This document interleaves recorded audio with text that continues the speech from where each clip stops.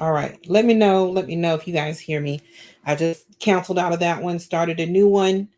They say that my mic is working. Let me know if you hear me. Drop it in the comments. Let me know. Can you hear me? Okay, great. All right. So I guess I'll start all over. Thank you for working with me. Y'all know this is technology at its finest. And sometimes things just automatically work. And sometimes you have to reboot and start all over again. So I ended that session, jumped back on, and now we're back. Hopefully, our guests can get back on. Katrina, I left off with talking about what was going on um, with me. The podcast is beginning to grow. So I thank you guys for supporting me and subscribing. I still need more. Um, okay, I got you. Um, So I'm still needing more subscribers. I'm still needing you guys to share because I know that there are more people out here who can benefit from that can heal during our conversations. I'm looking for right now. I'm looking for some more guests. I am looking for people who work in the mental health profession because I would like to have some therapists on to discuss, uh, give definitions of mental health and mental illness, um, the types of treatments that are available. Everyone doesn't want to pop a pill, so there's other forms of treatment that people may want to look into and take. So I am looking um, for people who would like to share.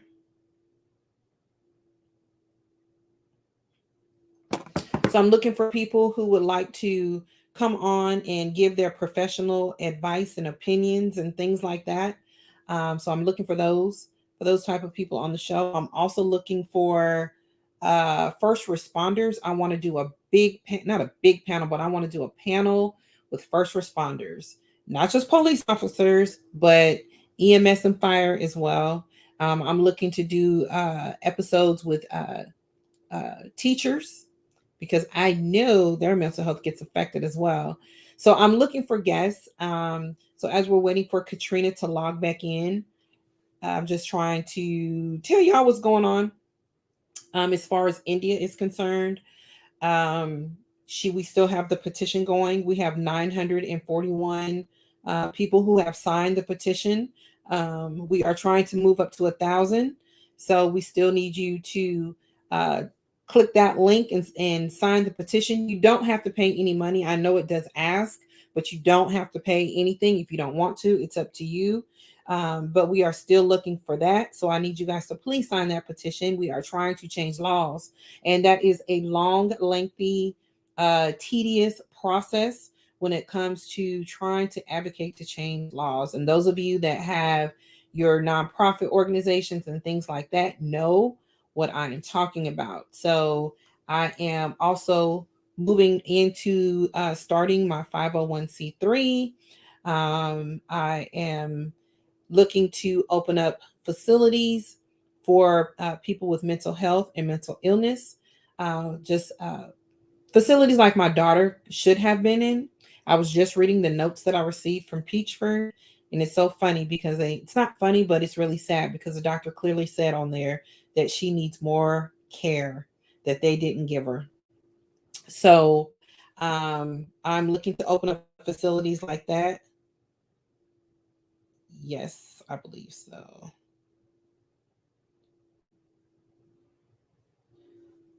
Let me hold on one second, y'all. I know this episode right here. This is going down in the ghetto books. But y'all work with me. Things happen. Things happen. And I'm trying. But my guest is great whenever we can get her on. Um, so yeah, so we are looking to open up to start our 501c3, so I can get some grants and open up these facilities. One that is real dear and close to me is one I wanted to start. I thought about it after the episode with my kids, and I wanted to open up like group therapy, just a place where kids can come in and get group therapy, No, they don't have to have any kind of problems or anything like that, but where they can go in and get group therapy and learn about being in therapy at an early age. Start it off young. So if something, it help them deal with bullying and all that stuff that goes on with young people that us old people just kind of forget about, and get them accustomed to get them a cut. Y'all hold on one second. I'm trying to get her on here. So give me 1 second. Give me 1 second. I think you can still hear me though while I'm doing this. I want to be able to open up a place for kids to go, and they can just automatically get, be around their peers. I actually want the counselor, to be their peer,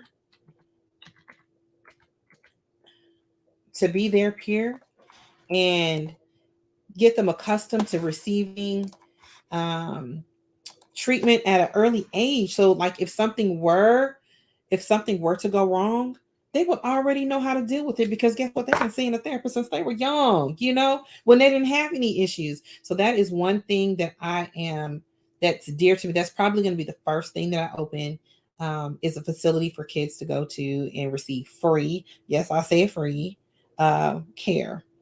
The next thing we are working on is trial. So court is coming up soon. We are looking right now. They are discussing her competency and if she's able to, you know, uh, participate in her hearings. So that is what we're working on right now. Um, Katrina, can you hear me? So I can't hear you, but I can see you.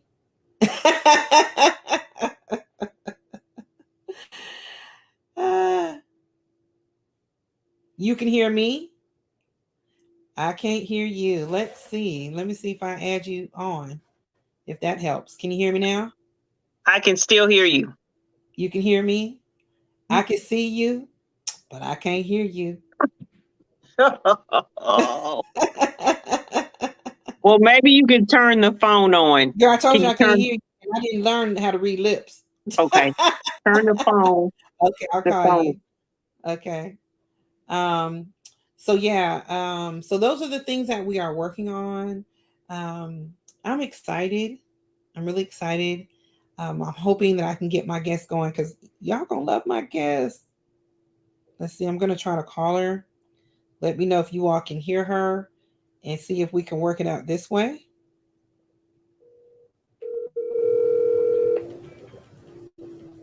I can hear you. You might not be able to. Hold on. Can you hear me? I can hear you. Can you all hear Katrina? Let somebody let me know. Can you all hear her? If you can hear her, we're gonna roll just like this. I can hear both of you very well. Good. Okay, great. We got action. We got some action. Won't he do it? Won't he do it? All right. Okay. So, Katrina, I know that we have burned about 24 minutes of our time, but we're going to go ahead and extend. It's all right because we're going to work this thing out. We have to make you a part two, then we got to make you a part two. Okay. Yes, I can hear. Great, great, great. Thank you, Tina. Thank you, Miss Debbie. Um, and they all the way in Cali. Thank you guys for tuning in and listening. This just means so much to me. All right. So, dang, this is so ghetto, but I need a phone charger. I didn't plan on using my phone, but we're going to work this thing out. All right. So, like I told you all, I had this great guest. I did not give you any introductions about her. I just told you her name. You can see it on the screen. So, we're going to go ahead and start. So, Miss Katrina, thank you for coming on. I so appreciate you. Where did you grow up? Officially was born in Montgomery, Alabama, but we kind of hopped around, so a little bit of everywhere, but primarily born and raised in Montgomery, Alabama. Montgomery, Alabama, Alabama girl. So my roots are from Alabama. My daddy is from Tuscumbia, Alabama. It's like as big as that. And they used to send me there during the summer times with my Jerry curl out in Alabama. So I'm familiar with all that And I couldn't really understand, like, man, they eat breakfast, lunch, supper, and dinner. Do you ever go back to Montgomery? We did a lot before my grandparents passed away, but since they passed away, I haven't been back. And I have issues going back. It's not the same. It's not the same. Yeah, it's not the same. Um, how would your how would your parents describe you as a teenager? What kind of teenager were you? I feel like I was pretty quiet, stayed out of trouble. I listened for the most part. Oh, what a good girl. I listened for the most part. I just tried to stay out of trouble. Opposite of me. I was the total opposite. I was always in trouble. I never listened. I still don't really listen. I'm just actually just learning how to listen to people a little bit at 50 because I am so stubborn. And what's crazy is if I would have listened, I probably would have saved myself a lot of heartache growing up. You know what I'm saying? If y'all can relate to that, put some 100s in that chat box if you can relate to that. You know what I'm saying? So this show is about mental health. I did read a disclaimer earlier. Hopefully, they heard it. We when we come on here, we don't necessarily give advice or anything like that. These are my opinions, your opinions, and that's just how we roll on this show. So, what I wanted to start off with asking was, when did mental health enter your life? I feel like essentially where I do kind of mental health was going on with my older children's father. Just him being mentally ill and coming firsthand in contact with it. But it could have been even younger because my parents used to fight all the time. So I know there was some kind of mental stuff going on with that, just seeing that kind of like that. But for me, first off, knowing exactly what it is, I would say with my oldest children's father. What did you notice about him? And like, how old were you guys? About 17. That's young. I just know that he went out one day with his friends, smoking weed. He was never the same after that when he came back. This was mood change, attitude, paranoid. He just wasn't the same. Do you think that maybe somebody put something in it, or do you think that this is maybe some type of hereditary thing and the marijuana smoking was a trigger? It could have been hereditary, but I feel like something from that day, he was never the same. So I feel like it could be a combination of both. And he was 17 years old. Right. What did you see? I think he could have been younger, 16, because I was 17 at the time. Just being real paranoid. I was pregnant at the time. He was very distant, saying things that didn't make sense, didn't want to be around me. And it kind of escalated to where it's worse. When he stopped eating and it trickled down. Of course, I'm 17. I don't know what's going on. But it was a night and day situation. Right, right. Did he ever receive any type of treatment or anything for it? Well, his family was dysfunctional. So when it got really bad, he was placed in a facility. But I don't know too much about the facility. I saw him one time in it. So I don't exactly know what kind of care he was getting. Mm-hmm. But I saw him kind of at the facility. He didn't look well. He didn't look well? No. Was he ever able to come out of the facility? He was. but he's still not the same. To this day? To this day, I try. It's actually really hard for me to talk about it, just because he was such a good person. So to this day, I would say no, because I avoid talking to him because he's still in that fantasy world when I do talk to him. But now he's in a facility for mentally ill but self-sufficient type of program, right. which I'm not too. I don't know a lot about. Right. Right. So you ended up being a single parent at 17. Pretty much. Mm-hmm. How did that affect your mental health?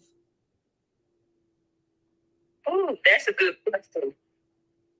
So we'll talk about like how did that affect you at 17 versus the age you are now, because you've had a lot of life in between 17 and right. now, and at 17 you don't really know,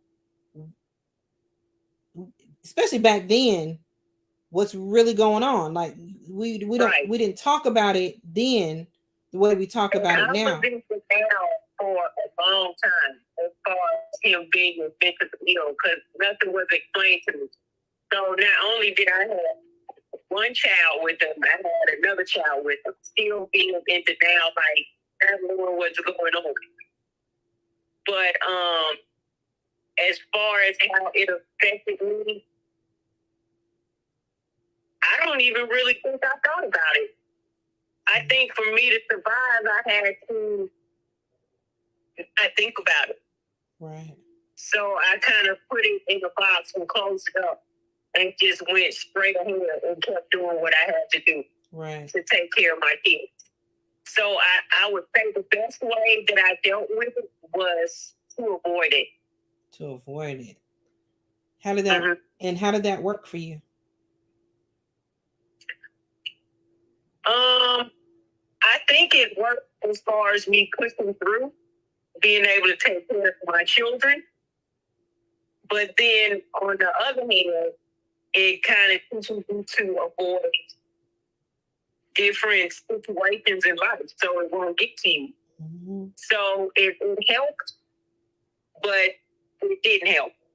So basically, you figured out at 17 how to cope with a situation you knew nothing about until you became a real adult and had to really cope with it, right?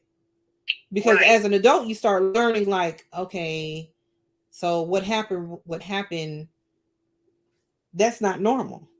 That's not normal for I think it's a lot of trauma or trauma that you kind of put away, and then it presents itself differently as an adult. Hence, I have like generalized anxiety.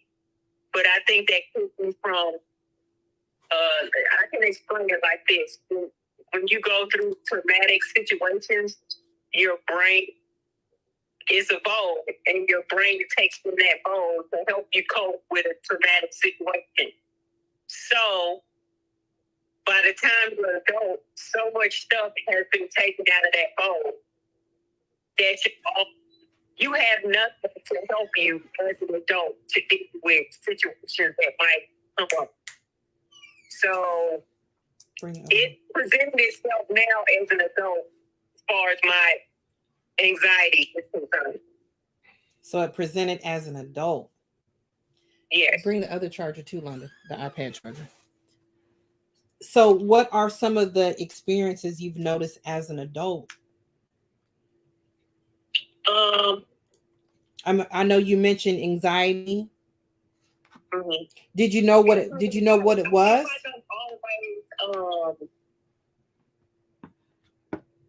I feel like your brain's off, never shuts. So you think a lot, and always something's gonna happen. Something. So I work. You think the worst of everything. Yes. And it never really is the worst, right? Right. I also have an incident, and it's been for since I had my youngest son, where I can't drive on the highway. So how do you, as big as Atlanta is, how do you get where you need to go? Back road. And you found a back road to get everywhere. I mean, there is. It just takes a little bit longer. But I can go into a full panic attack if I'm on the highway. So it's safer for me to do what I have to avoid it. To avoid it. Yeah. To avoid it. Have you ever thought about, Iwana says, I'm looking at some of the comments as well. She says she knows that feeling. If anyone else can relate so far to what Katrina is talking about, put it in the chat, because healing is in the conversation, and that's what we're doing.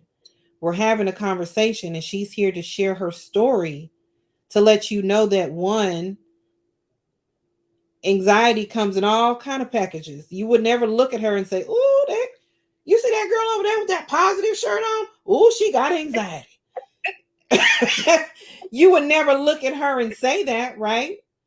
So it comes in all kind of packages. She's a professional woman with some kids, and we're all in that situation, right? That's on here, at least that I can see right now. Professional with some kids, right? Um, and we can relate, and that's why I bring guests on to talk about it. Different people that look different ways to talk about their experiences. So if you are feeling this, let me know. Let us know how you feeling, if you can relate. So you said that you've got the anxiety has gotten to a point where you can't even. Did you used to drive on the interstate, or is this always been a thing? When I first moved up here, yes. But I mean, it's been like this for years, at least 13 years now. Well, at least you're still driving, because I know some people who won't even drive. Right. It come to a point where it was happening driving at nighttime. But at that point in time, I recognized that something was off and I needed to seek help. Because instead of me control of it, it was controlling me. Mm-hmm.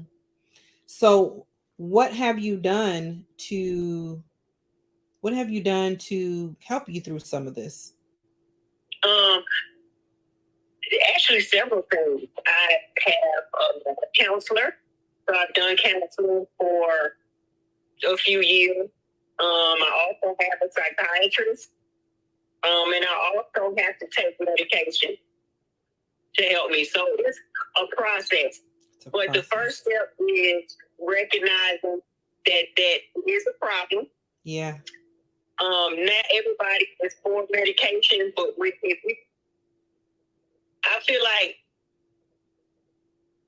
just like any part of your body, your brain can also be sick.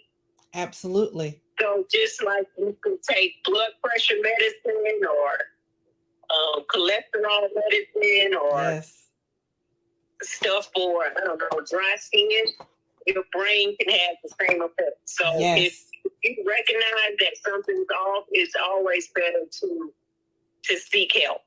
Yes. I say that all the time to people, you know, and I've used this analogy every week on this show. If you are feeling, I'm lightheaded, I'm seeing spots, I don't know what's going on, let me go to the doctor.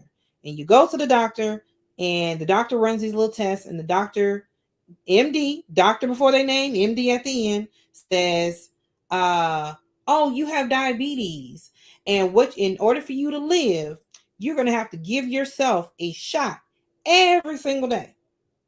Mm-hmm. You'll just take that insulin, go home, and figure out how you going to stick yourself. Because, you know, we all scared to stick ourselves.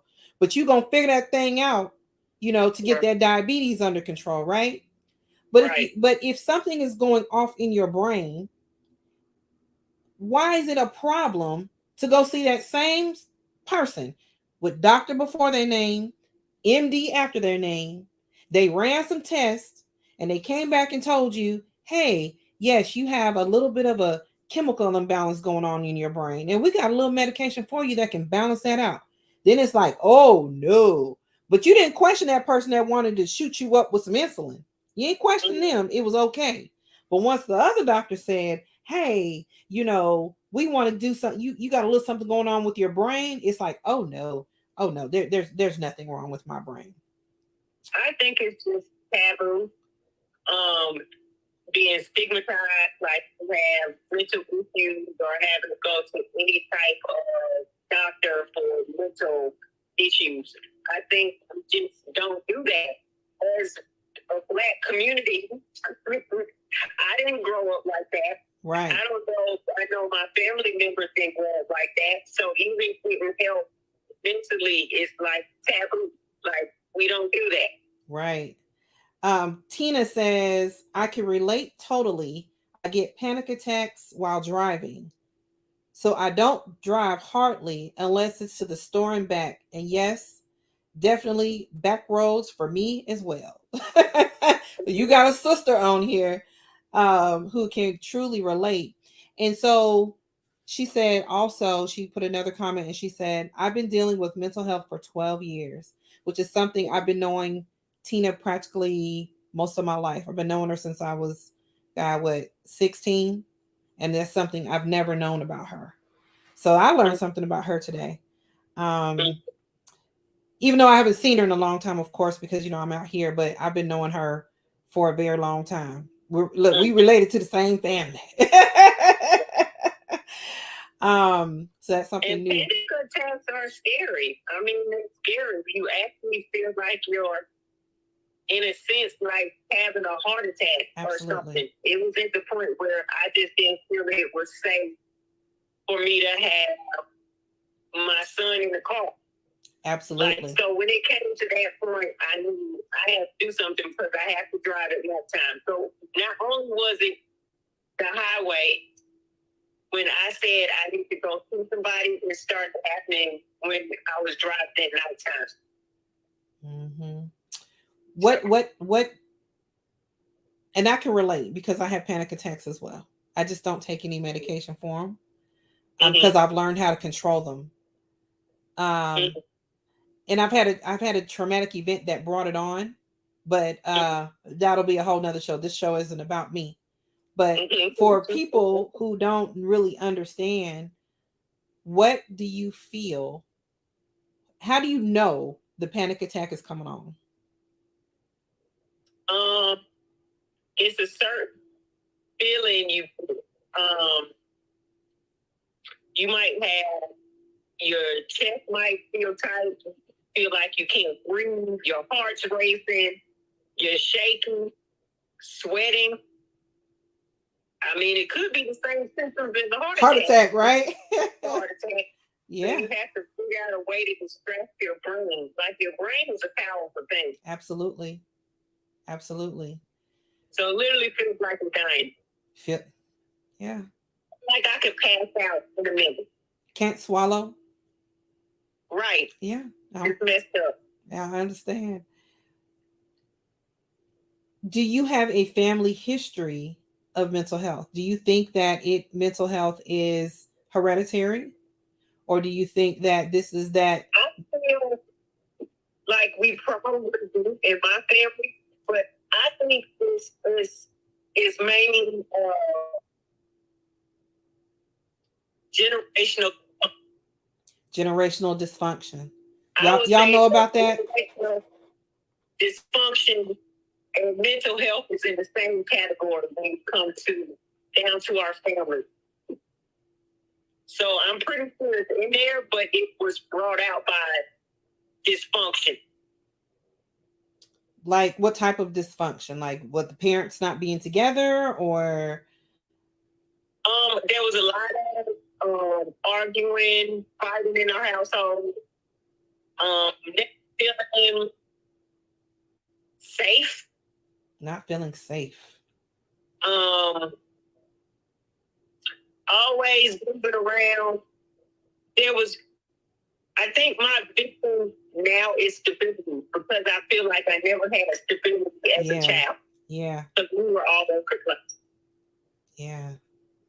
And there's also some like sexual abuse in there in my family. That stuff was not talked about or just kind of avoided. Just kind of swept up under the rug, right? Pretty much. And with all of that, we have a lot of us. I mean, not just black and brown families, white families too. We have all these secrets that no one wants to deal with. Like, I don't know my family before my mother. I know who her mother was, but she was never like a grandmother to me. Um, we found out that her father wasn't even her father. Her father was actually a guy that they were raised as brother and sister. That was her real dad. So there are all these, so we don't know our family before our mom, who's 85 now. And it has, we just don't know our history. Like, we just don't know anything prior to that. We just don't know. And when I talk to a lot of people, that's one thing everyone talks about, is that our families keep so many freaking secrets that end up harming us as adults. And we just keep rolling it over into our kids, and then they roll it over into their kids. And like Dana just mentioned, secrets and unaddressed issues. Right. It's avoided. It's avoided. Hence, I think that's where I've learned avoiding things, because it's not, nothing's ever talked about. It's not, nothing is ever addressed. Like, even your emotions or how you feel, nothing is ever. My family was busy with themselves. So, as far as like, I don't know, like emotional neglect, there was nothing there. But maybe there was nothing there to give. Right. Or maybe that's how they were raised. Yes. Things were avoided. Emotions were not talked about. Yes. So it's a trickle down effect. Yes. So we just learn to just cope, right? Do you recall as a kid ever being hugged or told I love you? Or do you see a difference from with what the way you were brought up? And not that anything is wrong with your family per se, but the affection part of it. Do you remember ever, do you treat them, will you treat it as the way you treat your children? I don't feel emotionally. I don't remember any day of that really. No, I don't. Honestly, I don't. I remember more traumatic stuff than the feeling okay. Right. So I don't remember any. I don't think I ever felt safe. Yeah, you said that before too. You didn't feel safe growing up. Right. I don't think I ever felt safe. So as far as no. And then I think with my children, I was that way, not as affectionate as I should have been, but my focus was keeping them safe. My focus was like material, making sure they had a place to stay, stability, making sure they had a car, clothes on their back, the lights weren't turned off. Yeah. So I was pretty on overdrive as far as that is concerned. Keeping them safe. Mm-hmm. Or your perception of keeping them safe. Right. Yeah. And that overtook the lovey-dovey.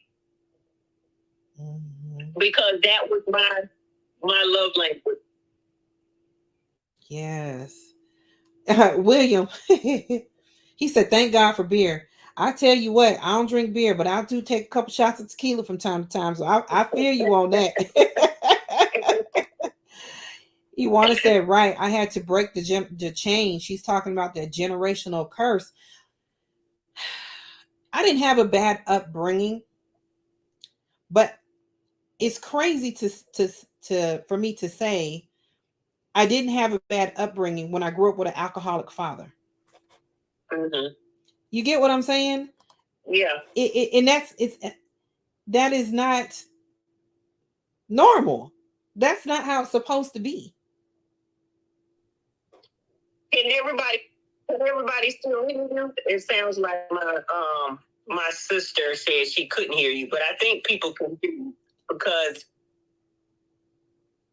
you're getting messages. Uh-huh. Okay. If my volume goes out, y'all let me know. It's just sometimes, this is we're in the world of that internet. Dana said one way that our families they to apologize to us, they would say their way of apologizing was asking us if we were hungry. Yeah. Especially in the South, they're I come from the state of bean sprouts and avocados. Yeah. And like you really couldn't ask me a question. You just kind of did what you were told. You just did what you were told. Yeah. You did what you were told. She said, Iwana says she's more loving with her kids. No, I am more loving with her kids. Yeah. Let's see. Up. Dana said wine, William. She not fooling with that beer. She's drinking that wine. I think the good thing is recognizing it, though. I definitely could have been more affectionate with my older kids, but I'm trying to work through it and change things with my youngest one. So I would say it's never too late to make those changes. Right. Right. How do you feel about, and have you had to experience at all the mental health care in this state? Have you ever had to receive any type of care in this state? And if so, how do you feel about how the system is set up? As far as me, I mean, of course, I think it's always better to have insurance. So the counselors and the psychiatrists that I have come in contact with, they've been great. But I've had some other experiences with my children. And I feel like it's been okay. I'm not sure. A couple of places could have been better. But I can't say whatever happened, they were brought back to normalcy. So could it be better? But I'm thankful for the help that I was able to receive. That's a blessing. Yeah. Mm-hmm.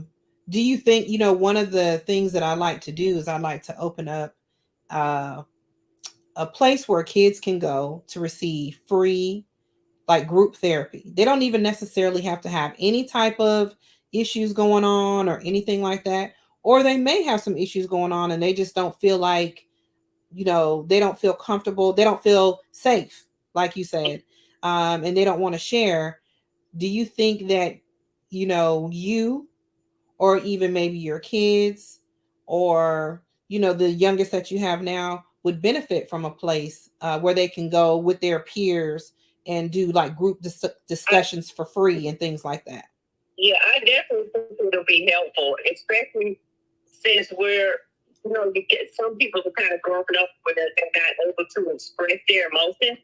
So having other kids perhaps around the same age bracket talking, discussing openly about things that they might be going through, it'll definitely be helpful. Yeah, that's something I was thinking about. That it's not even a thought; it's something I'm gonna do.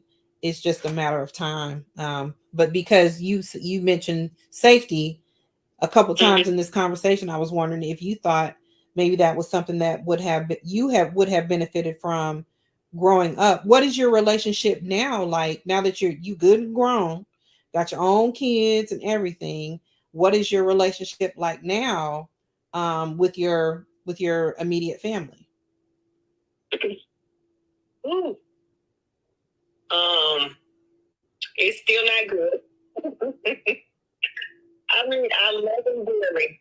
I love them dearly, and I feel like I can love them from a distance. But I love them, but there's a lot of dysfunction there that needs to be worked over. So I'm not rude. I'm respectful. I talk, but it's lacking. It's definitely lacking. Do you think that you are in a position where, because you know more, you know how they say when you do better when you know better? Mm-hmm. Would I you? think by this age, my parents should know a lot more to do better. If that's it, Is it but possible? Is it they're possible? still the same way. They're still the same way. Yeah. Do they know the trauma that you have gone through? I don't think they recognize it. Mm-hmm. Mm-mm. I think they get it. That's, a lot of our parents are like that. Mm-hmm. The thing about us in our generation is we just let them be, right? And we just let Right. them. I can never be bold enough to tell my mom things that happen in my life that have affected me as an adult.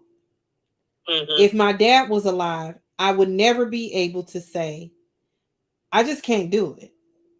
And I don't know if it's, at this age, of course, I probably wouldn't, only because my mother's 85. And the last thing I want her to do is live out her glory days, feeling like a failure or something like that. So I just Mm-hmm. let it be. I just let it be. Is it right? I don't know. But our generation is more of the, we just gonna say it is what it is.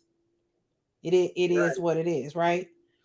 But our kids, and I got older kids like you got older kids, they don't do that. They feel they want that, for some reason they want to hold us accountable. Yeah. For their lives. This is a new generation, and this new generation is interesting.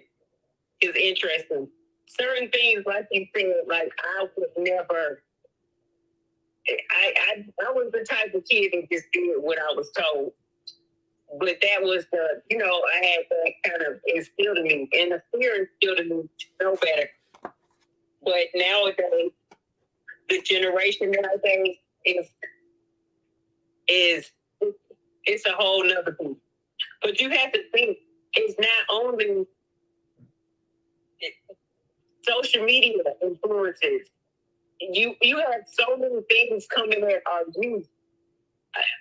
I mean, I can't tell you how many people at the office that I work at, how many of these kids are on anxiety medications, ADHD medication, seeing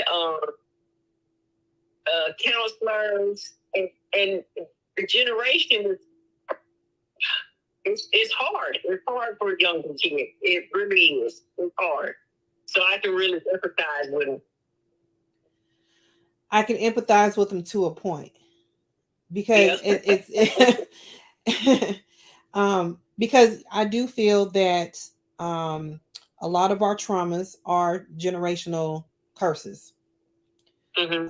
from our parents and their parents, not addressing anything. We just living life. Yeah. Right. We just living life. They live life. Y'all gonna live life. Mm-hmm. But the newer generation, they don't just live life. Right. They're blamers. And Right. because they're blamers, they don't take any responsibility, and they're grown. right? Because my oldest is 32. But I see a lot of kids who are adults, full-fledged grown adults, who blame their parents for how for their life turned out. their life. Right. I agree with But I kept you on my insurance till you was 26. you. Not to say that's my case. It's not necessarily my situation, but it is a lot of things I see where these That's true. where these kids are blaming their mental health on their parents. And they're adults now and not wanting to take responsibility. Right. Have you experienced that at all? Yes, I have definitely experienced that with um, with one of my older children. The fact that basically things that's gone wrong with my fault. But for my mental health, I have to put it in perspective, and I have to do what's best for me. So it's okay to love somebody from a distance, especially if it's affecting you. If something that is affecting your mental health, you have to put yourself first, and you can love whoever is messing with your mental health from a distance. Right. Even when it's your own kids. Even when it's your own kids. Yeah. Even when it's your own kids. It's taken me a long time to get. I was a helicopter mom. So it's taken me a long time to get to that Right. Because you can't take care of anybody else if you're messed up. Yeah. So I've learned, or I'm learning, still in the process of learning how to put me first. And it's okay. Tina said, I like that. It's okay to not be okay. It's okay to not be okay. And it's funny that you say that, Tina, because we are, especially when you're a single mom, and Tina's married. When you're a single mom, you try to be so strong and perfect. Even as a married mom, probably the same. You try to be so strong and perfect, and you don't feel it's okay to not be okay. But as you go through life and you realize, y'all know people are screwing with my head. You guys are driving me into an early grave. Y'all are killing me. And Right. while you're killing me, y'all out living your best life. You're out living your best life. And that is one way to break some of these generational curses, is to say exactly what Tina said. It's okay not to be okay, but guess what? I'm going to be okay. I'm going to be okay. And is that something that resonates with you a little bit? Yes, and I feel like it's okay to sit back and say, I'm done. I think it's okay. I mean, it's hard and you don't want to, but I'm at the point where I would rather do whatever I have to do to keep my mental health in check. Yeah. Does anyone else in your family have anxiety or any other mental health challenges? I feel like all of us children have anxiety. But we all kind of deal with things differently. We've all had the same kind of traumatic stuff, some more than other. But I feel like all the siblings, meaning my brothers and my sisters, have some type of issues mentally. Do you all ever work on this together? No, we haven't.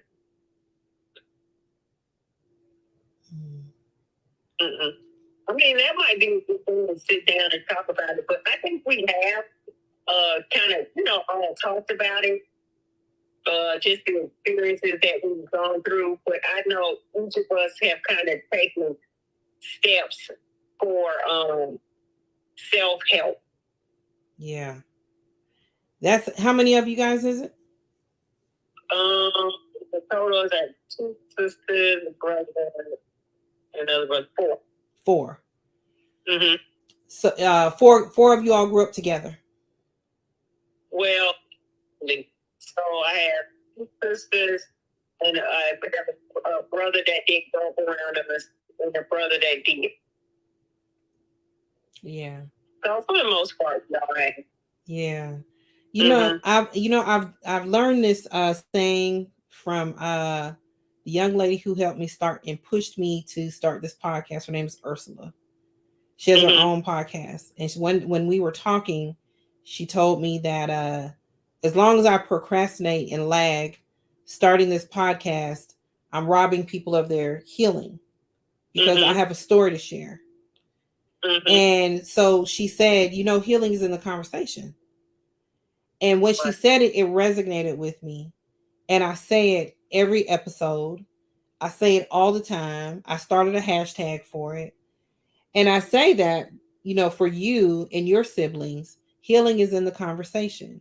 Because at some point, we have to stop. Like, we have to stop being ashamed and afraid. Because our elders are going to pass on, right? Well, we going to pass. We all going to die one day. We all know that. But I'm saying our elders are going to pass on, and they're going to keep their secrets because they're set. My mother's very set. Very, very set. She don't want to fix nothing. And that's okay at 85, right? Right. But my siblings are not 85. And I'm not 85. And at some point, we have to stop and heal all the crap that happened to us from them.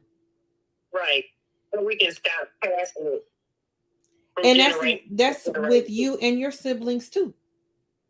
Like, we have to stop at some point and say enough is enough.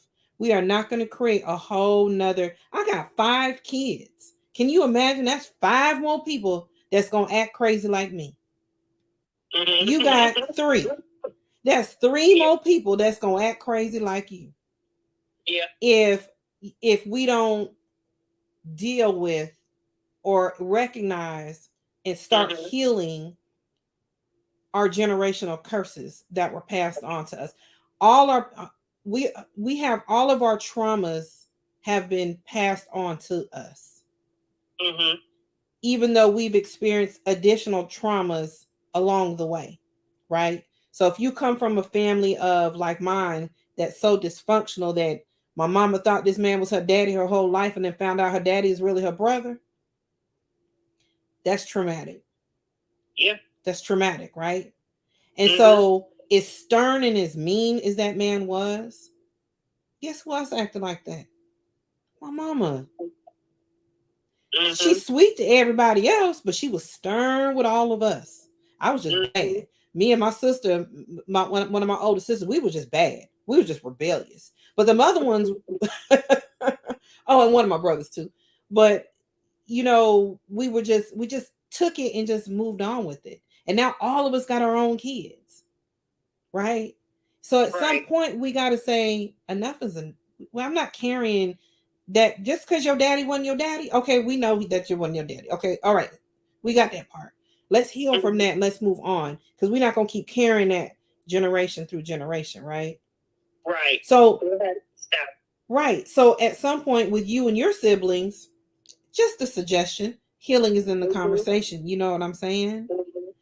Yeah. Yeah. And the older kids too. I mean, healing is in the conversation. Mommy wasn't perfect, but mama did the best she could. Y'all wasn't in the streets.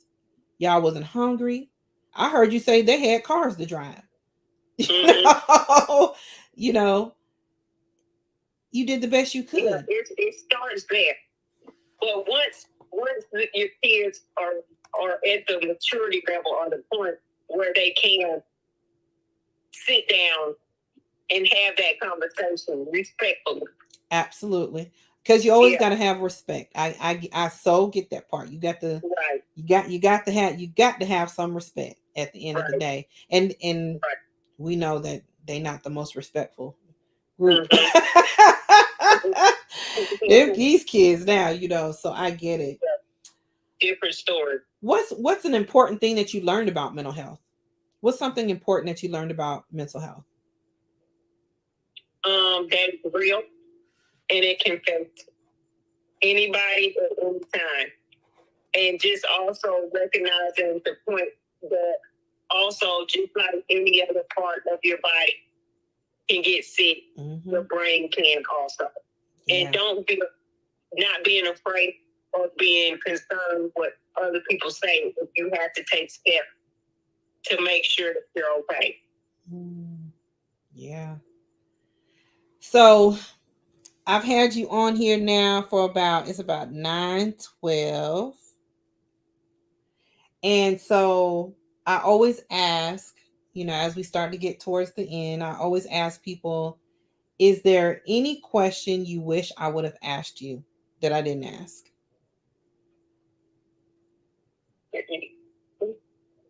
Is it something that you wanted to share and there's a question that I didn't ask? Is it something else that you wanted to share just because I forgot to ask the question or didn't know how to ask you that question? No, I think the question asked was pretty good. That's because I'm nosy. Well, that works out. That's because I'm nosy. What's the biggest takeaway you hope our listeners learned from you today? I think the biggest takeaway is acknowledgement and then action. So acknowledging that something might be a problem and taking the necessary steps to figure out what's going on with yourself or possibly with somebody else. Yeah. You got to, in order to fix a problem, you got to acknowledge that it even exists. Right. You got to even know. A lot of people are in denial. So just to encourage everybody, if they see something or feel like something's wrong, just taking that initiative to check it out. Or at least talk about it. At least, what did I say? Healing is in the conversation. Right? We can't read your mind. Right. Healing is in the conversation. This is why I do this podcast, because I want people to feel like I see me in her. Like whoever's on today and they're looking at you and they're like, dang, you know, I have a lot of generational curses that that have carried over into my life today. I have issues that I haven't dealt with. And, you know, anxiety is a real thing. You know, some people say, oh, they just tripping. You just tripping. No, that thing's for real. It can incapacitate you. Yeah. And so I'm hoping that people will look at you and say, you know, gosh, I have some of those same symptoms that she has, or some of those same things, and I didn't even realize that's what I was dealing with. Maybe I need to go see somebody. And this is why I do this. You know. I always try to end like on a higher note, because, you know, even though I'm funny, talking about mental health and mental illness can be a little challenging sometimes. It's hard sometimes, you know. Right. It's hard sometimes. So I always ask people, what's your favorite food? Jesus, labor, everything.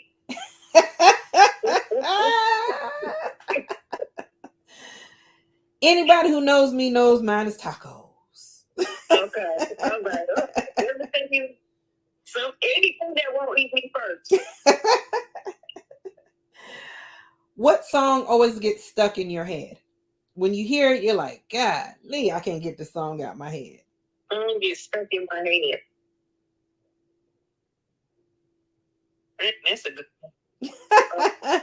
So one guest said that Bruno Mars song leave the door open. Like every time they hear that song, it just sticks. Yeah, how about Mr. J. Blige? Good morning, boy. Oh, good morning, gorgeous. Good morning, gorgeous. Yeah, I love that little song. She talking about as soon as she wake up, she don't even have her hair and her makeup. She looks at herself and says, exactly. Good morning, gorgeous. If you had 10 times the budget you have now, what would you spend it on? 10 times the budget? 10 times the budget. That means you got plenty of money to blow. What would you spend it on? I would spend it on me a house for my children. Maybe get everybody a house and a car. You get everybody a house and a car? Mm-hmm. There you go, taking care of everybody again. Yeah, but I would if I had enough money. If I had enough money, it wouldn't be right for me not to be there for them. What would you do for yourself? I'll get a house too. Oh, okay. You get a separate though. Right. Yeah, ain't no in-law suites in the back. It's separate. Right. Everybody has their own space. Absolutely. I feel you on that one. Yeah. Well, Katrina, I appreciate you. I know that there's much more conversation that we can have when you're ready. Yeah. Yeah. Sure. Yes. We talk. And hopefully I'll get my computer or something working right. Yeah. But I think it worked out because people were commenting, and so I think they can hear you pretty well. Okay. Yep. But I do know we talked earlier. And it's hard. And I know that we can definitely do a part 2. Yeah, for sure. We can do a part 2. For sure. Yes. I still have my laptop over by here. Yes, we will definitely do a part 2. And when you're ready to dip down into the nitty gritty, okay, we can do that. I'll be ready for it. I know we can do that, and I know it's difficult. I know it takes a lot of courage for someone to come on and be open and transparent about personal things in their lives, right? Because you're always wondering, like, okay, now everybody knows. Now what, But right. That's what we're changing, the stigma behind it. So now when people see it, they're like, oh, okay, versus clutching their pearls. Do people wear pearls still? Well, I guess only AKAs wear pearls too, huh? I don't know. I don't see people in pearls anymore, but I see an AKA with some pearls on in a minute. Exactly. So yeah, when you're ready, we will do part 2. Okay. And definitely sounds like a plan. I'm definitely down for that. Good. So there's a lot more. There is a whole lot more. We had a lot of technical difficulties tonight, so we'll revisit this thing again, and then get deep down into a whole different kind of conversation, but only when you're ready. I don't press anybody to do anything or talk about anything they don't want to talk about, of course. So, okay. So y'all, I appreciate you all. I kept you on till 9:20. I appreciate you all for working through all of my challenges and difficulties I had tonight. I had my own too. Like people were like, girl, we can't hear you. I'm getting text messages, girl, we can't hear you. I have a whole conversation by myself. But it's okay. I appreciate you all. Tune in next Wednesday. I don't have a guest just yet. I'm still working on a guest. I'm actually on someone else's podcast. So I am looking for someone who wants to do a pre-recorded show with me. Hit me up. Let me know. You will be on a pre-recorded show with no audience, but the audience will see you Wednesday night at 8 when it airs. So once again, I appreciate you guys for hanging out with me. yeah, hanging out with me, commenting with me, sharing with me. And I look forward to seeing you all next Wednesday. Love you all. Good night. And yeah, y'all be safe this week. Have a good one. All right. Bye, y'all.